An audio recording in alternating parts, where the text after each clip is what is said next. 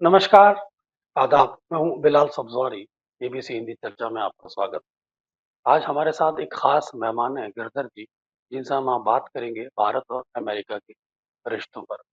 दरअसल 12 फरवरी को prime minister 2 दिवसीय यात्रा पर अमेरिका जा रहे हैं, लेकिन उससे पहले अमेरिकन प्रशासन ने, ट्रंप की नई सरकार ने 18,000 अवैध अप्रवासी भारतीयों को भारत भेज दिया है और ये काम बड़ी ही सख्ती से किया गया है। जिस तरह से उनकी धरपकड़ की गई, जिस तरह से उन्हें ट्रक में लादा गया और फिर C-17 विमान द्वारा उनको जो भेजा गया है, वो जल्द ही भारत में पहुंचने वाले हैं।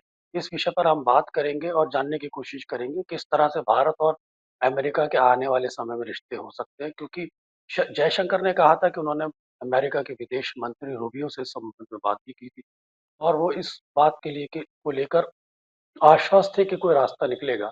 लेकिन अमेरिका की जो ट्रंप की नई नीतियां हैं, वो कभी मेक्सिको को धमकाता है, कभी कनाडा को धमकाता है, कभी चाइना को टैरिफ लगाने को लेकर वो सड़े कड़े रुख अपनाता है। आने वाले समय में भारत और अमेरिका के क्या रिश्ते होंगे, खासतौर से अप्रवासी भारतीयों को लेकर। आज इस विषय पर हम बात करने जा रहे हैं अपने एक मखसूस और खास जो बहुत ही विदेशी मामलों के जानकार हैं गिरधर जी। और जब वो बोलते हैं, लोगों को दिल खुश कर देते हैं और वो इतनी गहरी और इतनी गंभीर बातें करते हैं कि लोग उनको सुनना पसंद करते हैं। तो गिरधर जी, मैं आपसे समझना चाहूँगा, ये सारा मसला है क्या? आने वाले समय में किस तरह से रिश्ते होंगे भारत और अमेरिका के? बिलाल जी, आपको, आपके दर्शकों को सबको मेरा प्रणाम, नमस्कार, जय श्री राम, हर हर महादेव और जय श्री कृष्ण। जी, अब डोनाल्ड ट्रंप की प्रमाण स्वीकार के समय जयशंकर जी गए थे। उसके बाद उनके जो secretary of state Marco Rubio, उनसे मिलने के बाद भारत ने अमेरिका को आश्वासन दिया था कि उनके देश में जितने भी भारतीय नागरिक अवैध वहां घुस गए थे, उनको सब हम वापस लेने के लिए तैयार हैं। तो उनमें से अब तक 18,000 लोगों की पुष्टि हो गई है कि ये भारतीय नागरिक है और अवैध तरीके से वो अमेरिका पहुंच गए हैं। तो ये ऑलरेडी दोनों दोनों साइड से इनका मतलब वेरिफिकेशन हो गया और इसके चलते हुए भारत ने आश्वासन दे दिया अमेरिका को, हम वापस लेंगे। उसी के तहत अभी 205 लोग आज ही अमृतसर में उनके यूएस एयरफोर्स के एक फ्लाइट ने उनको अमृतसर में छोड़ दिया। अब जाने वाले ज्यादातर या तो पंजाबी थे या हरियाणा से थे, इसलिए अमृतसर में उनको उतार दिया। अब देखिए, 18,000 तो बहुत छोटी नंबर है अभी। आने वाले दिनों में शायद 4, 5, 6 लाख तक जा सकता है। कुछ लोगों का अनुमान है ओह! कि 10 लाख के करीब ये लोग गए हैं।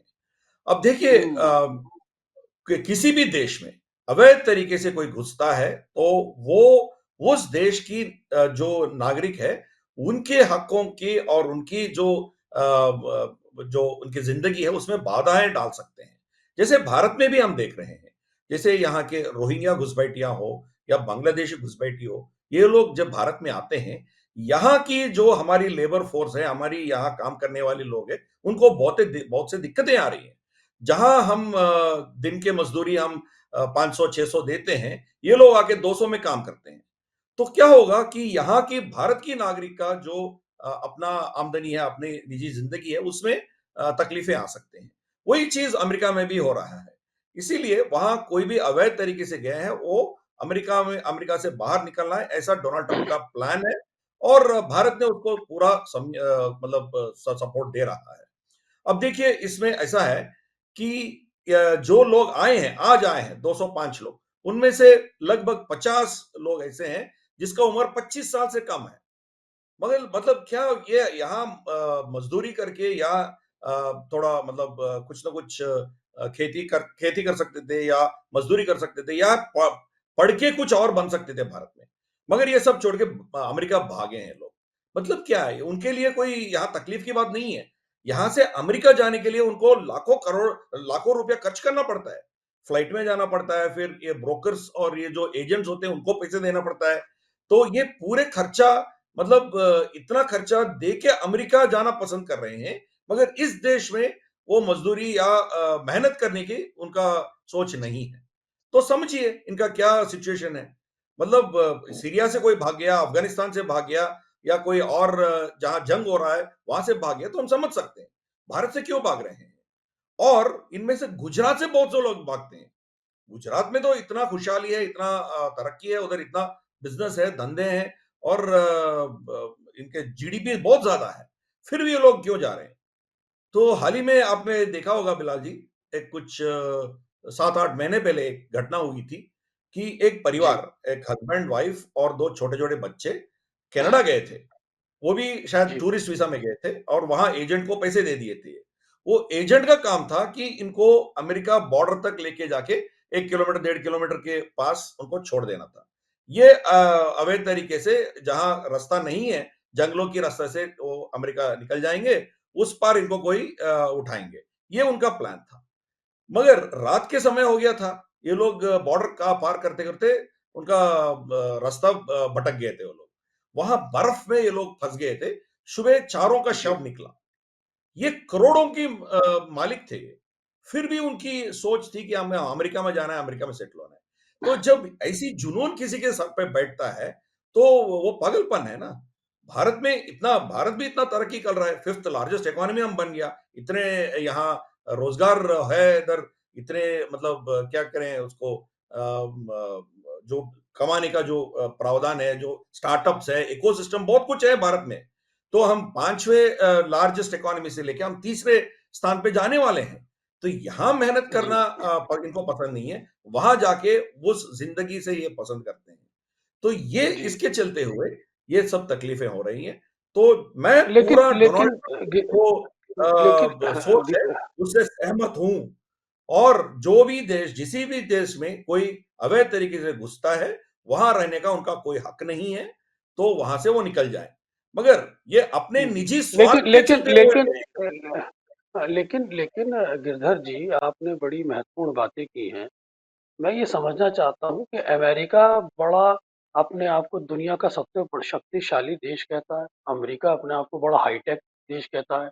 अमेरिका के बारे में ये कहा जाता है कि वो चांद से भी उसके पास इतने बड़े बड़े बड़े कैमरेज हैं, और सैटेलाइट के माध्यम से वो आपके घर की खिड़की पर भी हमला कर सकता है। और अमेरिका के बारे में कहा जाता है कि वो अपनी लेटेस्ट टेक्नोलॉजी के माध्यम से जमीन पे कौन कहाँ रेंग रहा है, कौन सा पेट होल है, या कौन सी गाड़ी कहाँ मूव कर रही है, उस पर हमला कर सकता है। तो क्या अमेरिका की सुरक्षा इतनी कमजोर है कि वो अपने बॉर्डर्स पे घुसने वाले लोगों को नहीं देख पा रहा कि इतने लोग यहाँ से घुस रहे हैं उसके बॉर्डर पे? एक तो सवाल ये।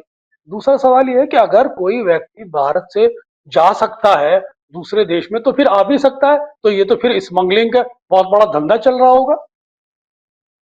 बिल्कुल, दोनों सही आपने बोला है। अब देखिए, पहली बात आपने जो पूछा है, अब देखिए अमेरिका की सिक्योरिटी जो है, वो उसका सीमाएँ जहाँ आपकी डेमोक्रेसी आती है, वहाँ बंद हो जाती है।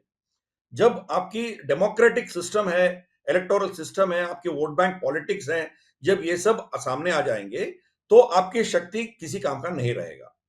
देखिए यहाँ भी भारत में भी देखिए, चाहे वो पश्चिम बंगाल में हो, असम में हो, यहाँ वोट बैंक पॉलिटिक्स करने के लिए पिछले कम्युनिस्ट सरकारों ने बांग्लादेश से घुसपैठियों को लेके आए, इधर उनका उनका आधार कार्ड, इनका रेशन कार्ड सब बनवा के उनको यहाँ की वो वोटर आईडी दिलवा दिया उनको।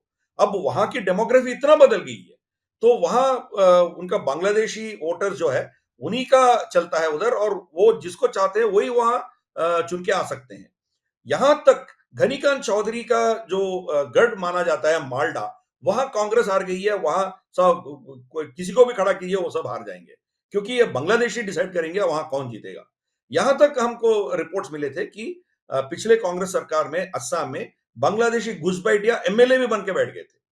तो ये प्रॉब्लम होती है ना।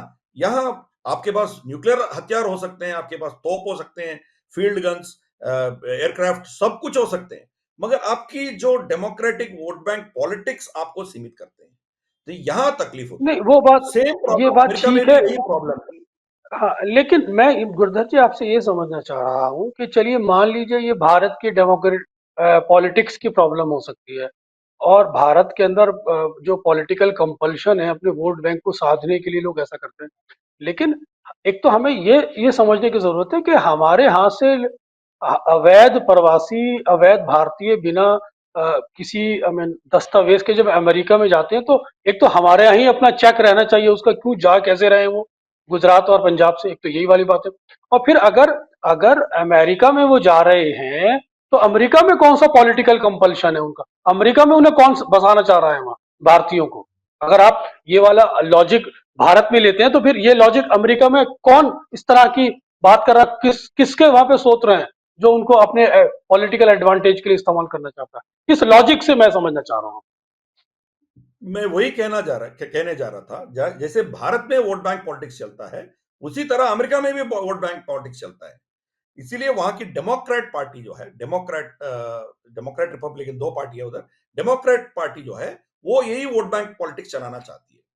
पिछले इलेक्शन में जिसमें डोनाल्ड ट्रंप जीत गया था 2 महीने पहले, उस इलेक्शन में डेमोक्रेट पार्टी का एक प्रपोजल था कि ये जितने जो भी यहाँ इलीगल हो लीगल हो, जो अमेरिका में अभी है, अमेरिका में वहां जी रहे हैं, उन सबको वोट हक मिलना चाहिए।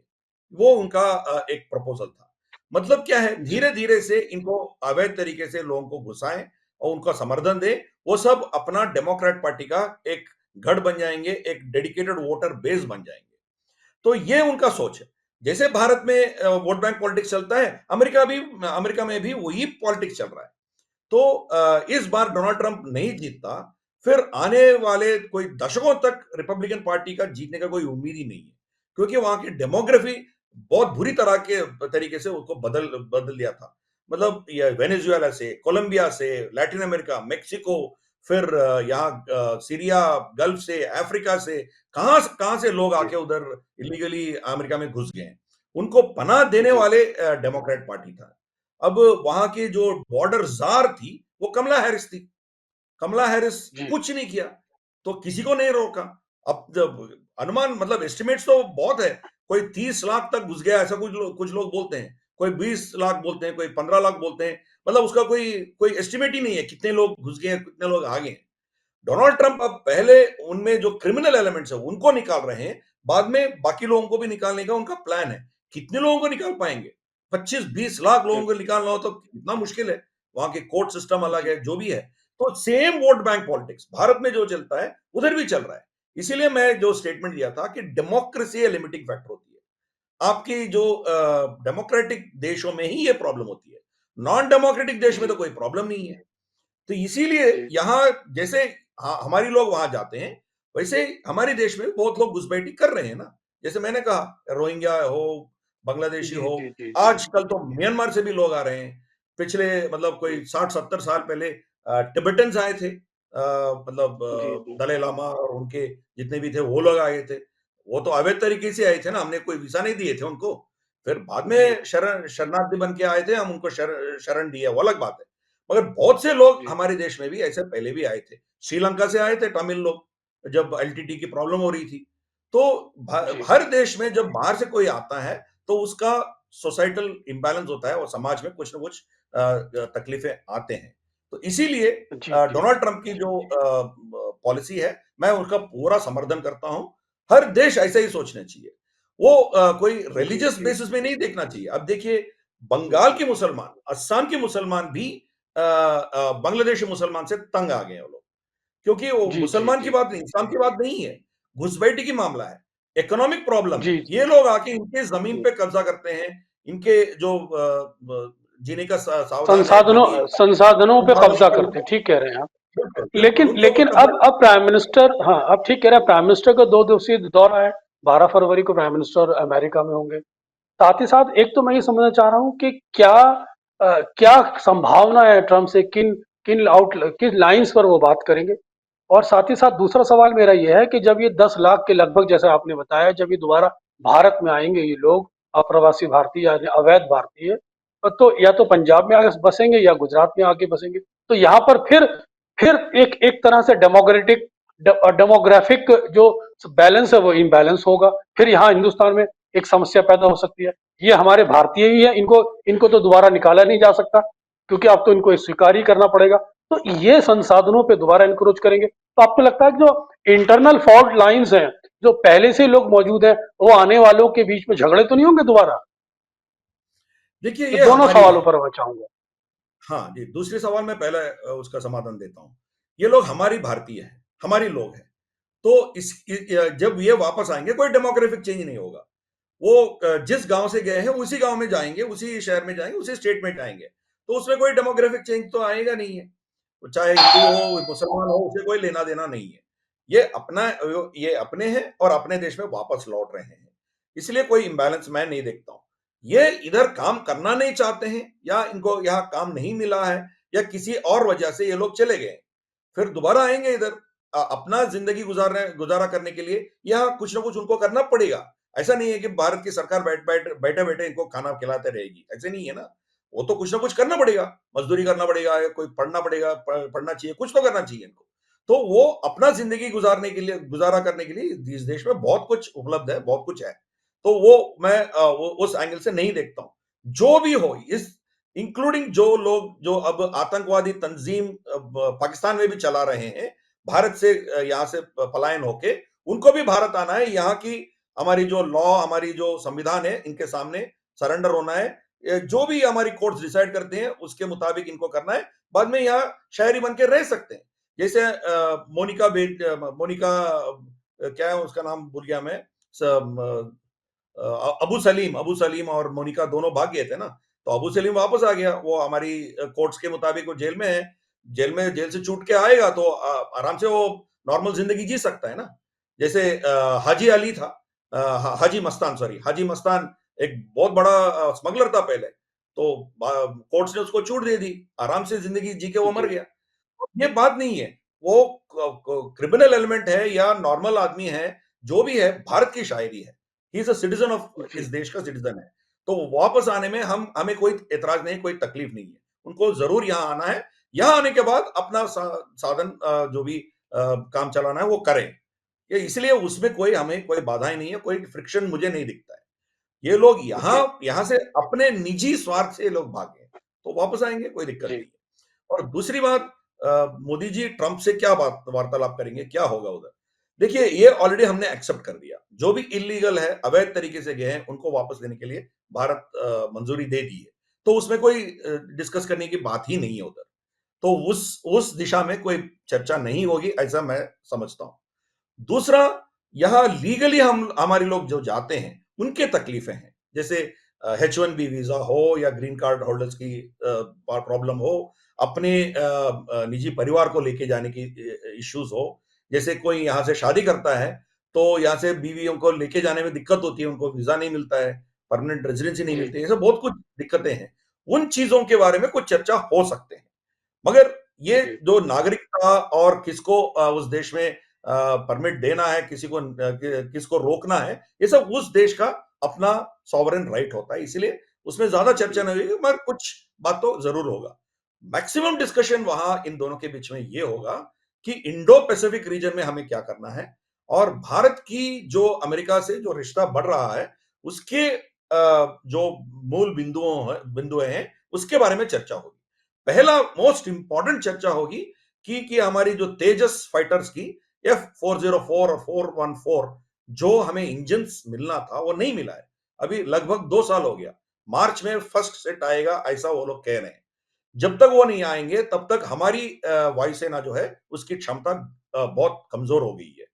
जी। हमारी पास जो मिग 21 हैं, जिसमें अभिनंदन वर्धमान ने उसका F-16 को उड़ा दिया था, वो 60s, मतलब 60-70 की दशक का इतने पुराने फाइटर्स हैं।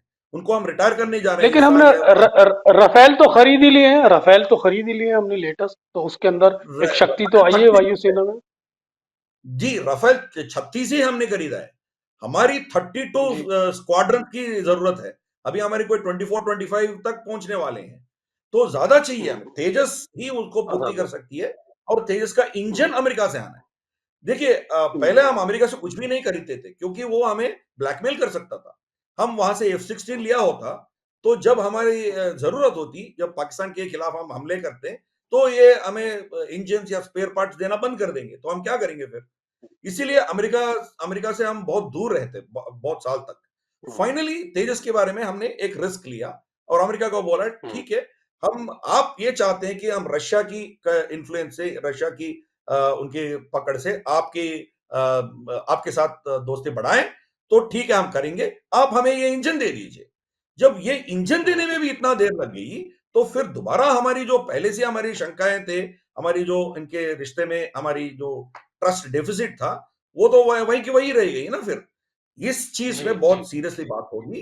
अब उसमें डीप स्टेट और उनके जो डिफेंस इंडस्ट्रियल कॉम्प्लेक्स, वो हमें तबाह करने की क्या सोच रही है। तो इस चीज में हम थोड़ा मोदी जी का डिस्कशन सीरियसली रहेगा। पहले भी हमारे ऊपर क्रायोजेनिक इंजन का वो लोग सैंक्शन लगाए थे, तो रशिया से जो हम खरीदने जा रहे थे वो रुक गया था। 10-12 साल हमारी पूरे क्रायोजेनिक इंजन का जो टेक्नोलॉजी का डिले हो गया। नंबी नारायण को जी, अरेस्ट कर दिया, बहुत कुछ किया ना ये लोग। तो इसीलिए जी, जी, टेक्नोलॉजी जो है हमारे लिए क्रिटिकल है। अमेरिका टेक्नोलॉजी जी, के एंगल पे भारत को समर्थन देने में असमर्थ है, तो हम ऑल्टरनेट्स देखेंगे। फ्रांस हो सकता है, जी, जर्मनी हो सकता है, रशिया हो सकता है, कुछ भी है, या हम खुद डेवलप करेंगे। तो ये जी, मोदी जी का जो मीटिंग है, बाकी सब बाहर जो भी बोलेंगे ये सब चलता रहेगा। ट्रेड के बारे में बोलते रहेंगे, इमिग्रेशन के बहुत कुछ जो भी स्टेटमेंट्स आएंगे वो अलग है। मोस्ट इंपॉर्टेंट होगा कि अमेरिका हमें क्या यह भरोसा दिला सकता है कि हम अमेरिका के ऊपर हम भरोसा कर सकते हैं कि नहीं कर सकते हैं। वी कैन वी बहुत अच्छी ट्रस्ट बात अमेरिका कही और कि हम अमेरिका पे बहुत अच्छी बात कह रहे हैं कि क्या हम अमेरिका पे भरोसा कर सकते हैं आने वाले समय में।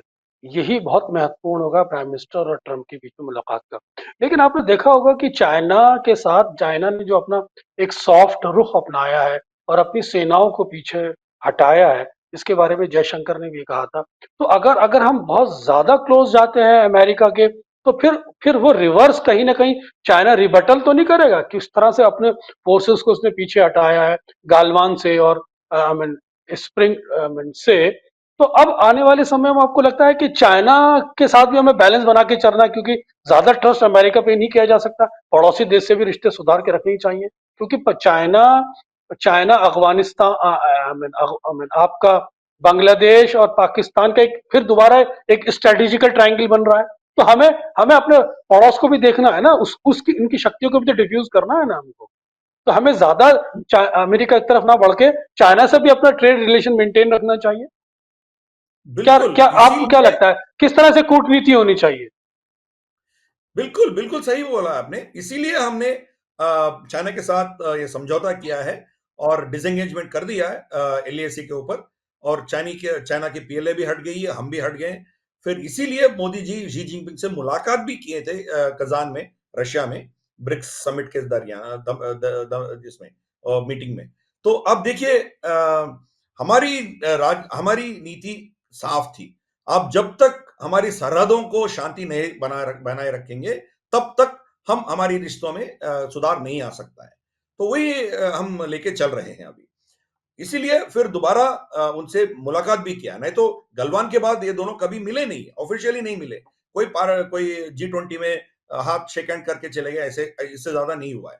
पहली बार जो बायलैटरल मीटिंग हुआ है, वो ये डिसएंगेजमेंट के बाद हुआ है। इसीलिए हम सबके साथ हमारी जो देश की हित में है, उस एंगल से ही हम सोच के उनसे जो रिश्ता बनाना चाहते हैं वो रखेंगे। चाइना के साथ हम रिश्ता खराब नहीं करना चाहते हैं, मगर हमारी सरहद की जो हमारी सुरक्षा है या हमारी जो सोच है, उसके खिलाफ चाइना कुछ भी करेगी, हम बर्दाश्त नहीं करेंगे। तो ये हमारी स्टैंड रही है और वो स्टैंड रहेगा। तो इसीलिए अमेरिका के साथ जाएं या हम रशिया के साथ जाएं, हम अलग रहें, वो हमारी इंटरेस्ट, हमारी जो निजी सोच है उसके आधार पर जाएगा। अमेरिका के साथ भी हम इसीलिए जा रहे हैं कि हम चाइना को काउंटर करने के लिए हम अकेला कुछ नहीं कर सकते, इसलिए अमेरिका का मदद हमें चाहिए। वो एक चीज है। दूसरा, टेक्नोलॉजी के चलते हुए अभी रशियन टेक्नोलॉजी धीरे धीरे से वो पुराने होती जा रही है। नया टेक्नोलॉजी हमें चाहिए तो वेस्ट के पास जाना ही पड़ेगा हमें। वेस्ट के पास कुछ क्षमताएं हैं और रशिया के पास कुछ क्षमताएं हैं। दोनों का हम बैलेंस करके जाना चाहते हैं। और मोस्ट इंपॉर्टेंटली पिछले 10 साल में स्पेशली मोदी जी आने के बाद आत्मनिर्भरता के ऊपर बहुत फोकस रहा है। डीआरडीओ बहुत पहले ठीक कह रहे हैं आप के सेल्फ डिपेंडेंस की तरफ हमारे बहुत ज्यादा फोकस रहा है। लेकिन मैं अंतिम सवाल आपसे करना चाहूंगा कि गिरधर जी, बड़ा अच्छे आप बातें करें, बड़ा अच्छा डिस्कशन चल रहा है और दर्शक भी हमें बड़ी गंभीरता से सुन रहे हैं। मैं देखिए, मैं एक चीज और समझना चाह रहा हूँ आपसे, क्योंकि आपकी नजर पूरे विश्व पर है। जियो पॉलिटिक्स के अंदर चाइना बहुत तेजी से इमर्ज कर रहा है। और उसने 6 जनरेशन का एक अपना फाइटर प्लेन भी बना लिया है। साथ ही साथ उसने एआई को चैलेंज कर दिया है डीप सीक से, जिसके चलते पूरे विश्व के अंदर एक पूरे पूरे विश्व के अंदर एक खलबली मच गई थी। वहीं आप देख रहे होंगे कि चाइना, यूनिडो की जो लेटेस्ट रिपोर्ट आई थी उसका ये कहना था कि 2030 तक जो पूरे विश्व की मैन्युफैक्चरिंग की निर्भरता है वो 45% चाइना पे निर्भर हो जाएगी। तो आपको लगता है कि चाइना एक बड़ा इमर्जिंग पावर है और अमेरिका एक स्लाइडिंग सुपर पावर है? तो हमें हमें देखना पड़ेगा मौजूदा वक्त के अंदर कि हमें चाइना बहुत ज्यादा कॉन्फिडेंस में रखने की जरूरत है, क्योंकि सुपर पावर वही बनने जा रहा है।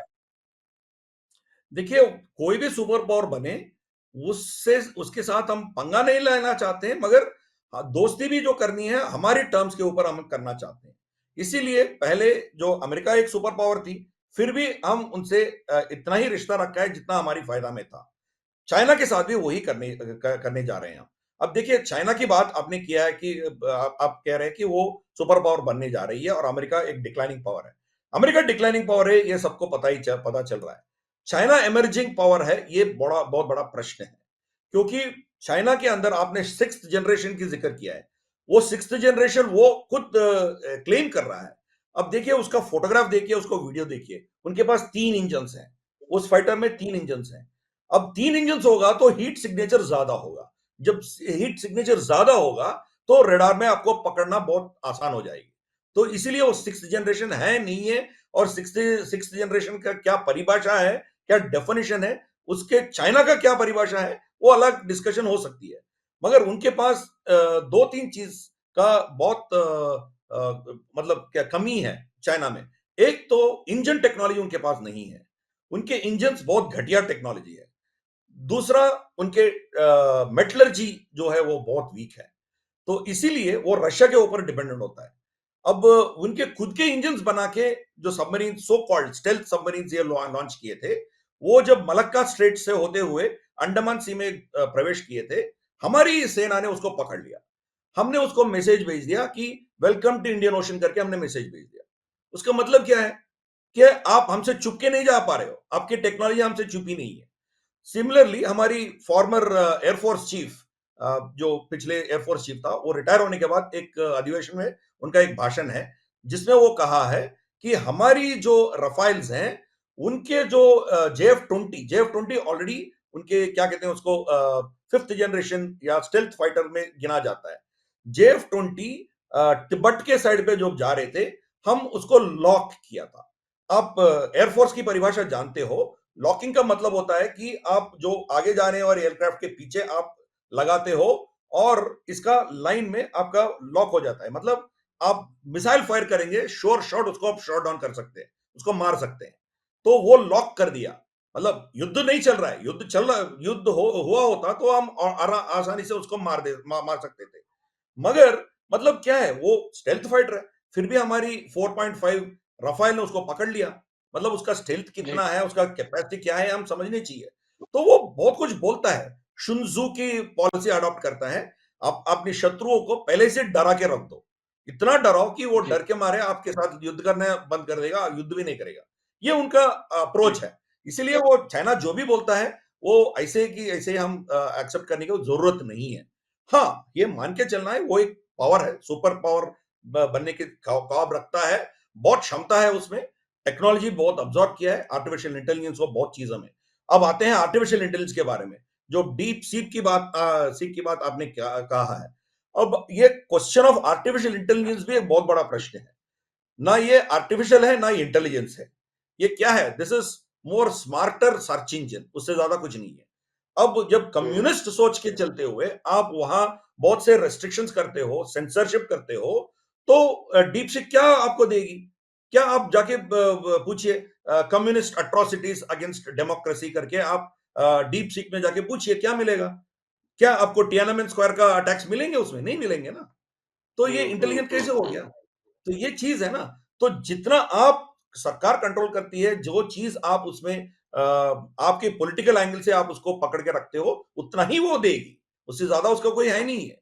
तो ये समझनी चाहिए आप। जी। तो शी जिनपिंग के खिलाफ वो कुछ बोलेगी डीप सीक, वो बोलेगी तो जी। उसका जी। जी। जो भी है उसका बोनर है उसको उड़ा देंगे। तो इसीलिए वो ना जी। इंटेलिजेंट है, ना वो आर्टिफिशियल है, मतलब actually it is being run by human beings, पीछे से वो कर रहे हैं। हुँ, हुँ। ये nothing but it is a faster, more smarter search engine, उससे ज्यादा कुछ नहीं है। हाँ, उससे हुँ, बहुत से हुँ। आपकी जो नॉर्मल लाइफ स्टाइल में, आपकी जो जिंदगी में बहुत सुधार आ सकते हैं, मगर जहां हुँ, इनका क्रिटिकल इसको समाज में बदलाव लाने का जो उसका यूजफुल यूसेज है, उसमें आपका कुछ प्रॉब्लम्स आएंगे, क्योंकि ये सब वो तो कंट्रोल्ड ठीक है। है। चाहे वो चैट जी, जी। जीपीटी जैसे हो, उधर भी आपकी लेफ्टिस्ट लीनिंग सोच उसमें ज्यादा दिखते हैं आपको, दिखता है जी, आपको। जी। और इधर आपका तो ये कम्युनिस्ट सेंसरशिप ज्यादा दिखता है। इसीलिए आप जी, जेन्युइनली आप एक आर्टिफिशियल इंटेलिजेंस की कुछ टूल चाहते हो, तो उसमें इनकी सोच कहीं कुछ भी नहीं रहना चाहिए। जो मानव जी, जो जी। पॉलिटिकल सोच है, उसमें से निकाल देना चाहिए। ये कोई नहीं निकाल रहा है, जी, हर जी। चीज में कोई ना कोई पॉलिटिकल एंगल है। इसीलिए मैं हुँ। अब जो बाहर निकल के आ रहा है, this a smarter way of working. आप जजमेंट देना जी, चाहते हो, जी। उसमें बोल दो, वो जजमेंट बना के दे देगा आपको। जी, कुछ और रिसर्च जी, प्रोवाइड जी। करना चाहते हो, वो दे देगी। मतलब इट इज अ स्मार्टर जी, way of getting you some work done, उससे ज्यादा कुछ नहीं है। जी, मगर जी, जी। और डिसरप्टिव टेक्नोलॉजीज बहुत कुछ आ रहे हैं इस दुनिया में, तो उससे हम सतर्क हुँ, रहना हुँ। चाहिए। जैसे एक जी, चिप जी। हमारी दिमाग में इम्प्लांट करके, वो चिप से हम डायरेक्टली कंप्यूटर से बात करने का एक रिसर्च चल रहा है। उसमें 2-3 ऑलरेडी जी, सक्सेसेस आ गए हैं। एक तो एक एलन मस्क का एक कंपनी है, स्टारलिंक करके, न्यूरोलिंक। जी, उस न्यूरोलिंक ने जी, एक चिप प्लांट करके, जिस पेशेंट में वो चिप प्लांट किया है, वो कंप्यूटर से चेस गेम खेल के जीत गया। मतलब ये जी, जब आएगी, तो यहाँ से आप आपके रिश्तेदार, आपके दोस्त, अमेरिका में बैठे लोग, उनसे आपके सेल फोन पे बात करने का जरूरत नहीं है। सीधा आपका जो जी, सोच है, उनको ट्रांसमिट कर सकते हैं, उनके दिमाग में जा सकता है। जी, इतना तक वो डिसरप्टिव जी, हो रहा है। वो ये अच्छी बात है, मगर उसमें बुराई क्या है? ये चिप बनाने वाले और ये ट्रांसमिट करने वाले, वो पूरा एलन मस्क हो सकता है, कोई और हो सकता है। वो लोग आपकी जी, सोच को कंट्रोल करेंगे। आप देखिए, आप जी, जी, जो चीज़ आपको करना, आपका करने का आप निकले थे, वो नहीं कर पाएँगे, वो सोच आपके दिमाग में आएगा भी नहीं है। या जो चीज़ जी, आपको जी, करना जी, है, वो आपके थॉट्स को वो कंट्रोल कर सकते हैं। यहाँ जा रहा है। जी, तो जी, जब ये चीज़ हो रहा जी, है, चाइना उसमें पीछे हो जाएगी, क्योंकि सरकार कंट्रोल जी, कर जी, सकती है पूरा।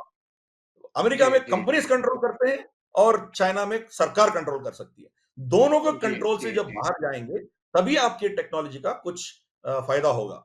नहीं तो ये लोग आपको जी, कंट्रोल जी, करते ही बैठेंगे। भारत जी, जी, इस रेस में से हम बहुत पीछे हैं, बट इसको कैचअप करना है, क्योंकि यहाँ हमारी देश में भी ये टेक्नोलॉजीज इस्तेमाल करके हमारे ऊपर भी बहुत कुछ हो सकता है। इसीलिए वी जी, have to be guarding it. हम पूरा दुनिया का टेक्नोलॉजी कूलीज बना रहे हैं। पूरे जी, जितने जी, भी आईटी कंपनीज है, चाहे फेसबुक, गूगल, एप्पल, जितने भी हैं, इनको हम एम्प्लॉइज, उनको वर्कर्स प्रोवाइड कर रहे हैं, काम करने वाले जी, कामगार हम प्रोवाइड कर रहे हैं। मगर जी, उस टेक्नोलॉजी, उनके दिमाग भारत के लिए बहुत कम इस्तेमाल हो रहे हैं। मैं ये नहीं कह जी, रहा हूँ कुछ जी, नहीं हो रहा है, जी, बट ये हम उनके लिए काम कर रहे हैं। चाइना का उल्टा जी, है। जी। चाइनीज सिटीजन हुँ, जो भी अमेरिका जाते हैं, अमेरिका में हुँ, पढ़ते हैं, अमेरिका में रिसर्च करते हैं, वो चाइना के लिए काम करते हैं। वो अमेरिका के जी, लिए जी, कम, और चाइना के लिए ज्यादा करते हैं। ये दोनों देश में ये जी, जी, सोच का फर्क है। यहाँ से लोग जो होते जी, हैं, वो जी, अपनी निजी निजी जिंदगी चलाना चाहते हैं, अब कमाना चाहते हैं। कोई बढ़िया गाड़ी खरीदना खरीदना चाहता है, कोई $1,000,000 घर खरीदना चाहता है, मगर वो जी, उधर जी, ऐसा नहीं है, जी, उनका सोच अलग है। तो ये चीज जी, है, जी, दुनिया में है, अब क्या करें? है। तो चाइना तो जी, एक हद तक ही वो सुपर पावर बन सकता है, उसे आगे नहीं। क्योंकि जी, जी, उनका प्रगति को रोकने वाला उनका कम्युनिस्ट सोच है। कम्युनिस्ट सोच जब जी, तक आप पूरा आपके समाज को कंट्रोल करना चाहते हैं, बहुत से चीज उनको नहीं बताना चाहते हैं, उनसे छुपाना चाहते हैं, तो तरक्की नहीं होगी। तो जैसे जी, मैंने कहा, जी, उनका जी, ये जी, चैलेंजेस भी है, और बहुत बड़ा जी, चैलेंजेस उनका 2 और है। एक, खाना जी, उनको 100% नहीं है। जितना आबादी है, जी, उनको पूरा फूड सिक्योरिटी नहीं है। उनको इंपोर्ट करना जी, जी, पड़ता है। उनके पास बहुत जी, कम जी, जगह ऐसा है जहाँ वो खेती हो सकती है। बाकी तिब्बत, जी, जी, मंगोलिया, ये पूरे इलाके, ज़िंजियांग, या कुछ नहीं है, पूरे डेज़र्ट है। जी, पूरे पहाड़ी जी, इलाके हैं, जी, कुछ नहीं है। भारत में ऐसा नहीं है। जी, हम दुनिया को खिलाने का जी, क्षमता हमारी पास है। और लास्ट बट नॉट जी, द लीस्ट, जी, उनका डेमोग्राफिक गिर रहा है। जो माओ जेडोंग की डेमोग्राफी का जो रूल था, एक वन चाइल्ड पॉलिसी, उसके चलते हुए धीरे-धीरे से उनका वर्कफ़ोर्स घट रही है। आप उनसे लड़िए जी, मत, जी। कुछ मत कीजिए। 20-30 साल के जी, अंदर-अंदर चाइना में पॉपुलेशन इतना घट जाएगा, तो अपने आप कोलैप्स हो जाएगा। आपको कुछ करने की ज़रूरत ही नहीं है। जी। तो भारत जी, का जी, एक जी, 30 साल जी। का हमें अभी विंडो है। 30 साल के बाद हम भी डिक्लाइन हो जाएँगे। आप देख ही रहे हो अभी जी, अभी आजकल के बच्चे, 1 बच्चे मैक्सिमम पैदा कर रहे हैं, नहीं तो वो भी पैदा जी, नहीं क जी, करने का वो उनका सोच भी नहीं है। तो धीरे-धीरे से इधर भी आ जी, रहा है, मगर हमारा 30 साल और अभी बेनिफिट है अभी। 30 साल के जी, जी, अंदर-अंदर जी, हम जो करना है। 30 साल के बाद हम भी जी, डिक्लाइन होते जाएँगे। तो ये प्रॉब्लम है चाइना जी, में। इसीलिए चाइना जी, अमेरिका डिक्लाइनिंग पावर है, मैं मानता हूँ। मगर चाइना जी, जी, अमेरिका को रिप्लेस करेगी ये नहीं मैं मानता हूँ। वो भी एक जी, पावरफुल जी, जी, शक्ति और शक्तिशाली देश चाइना ज़रूर है, मगर जी, वो जी, अमेरिका को रिप्लेस करने वाली क्षमता उसमें नहीं है। बहुत से वीकनेसेस है जी, उसमें, इसके चलते हुए उनका जो प्रगति है वो रुक जाएगी। उनके इंडस्ट्रियल बेस जी, जैसे आपने जी, कहा वो पूरा दुनिया का इंडस्ट्रियल ये करेगी, वो करेगी। इंडस्ट्रियल ऑलरेडी हुँ, ओवर कैपेसिटी है उनके पास।